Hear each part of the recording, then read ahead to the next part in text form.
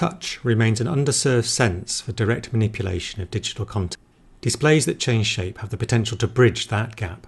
Shape-changing displays need to balance rigidity of their skeleton with the ability to change into a variety of shapes. This sometimes leads to devices with very large numbers of actuators. Here we represent a mechatronic shape display based on auxetic materials. We can reduce the number of actuators necessary to present curved shapes by using that auxetic material to interpolate between actuated points. We explore the number of types of material. We start with a planar slab that is cut with a pattern that gives it the ability to bend in two directions. This slab is then given a skin of flexible material that smooths out the small rigid features of the original slab. Different combinations of slab materials, skin material and material thicknesses balance between rigidity and smoothness.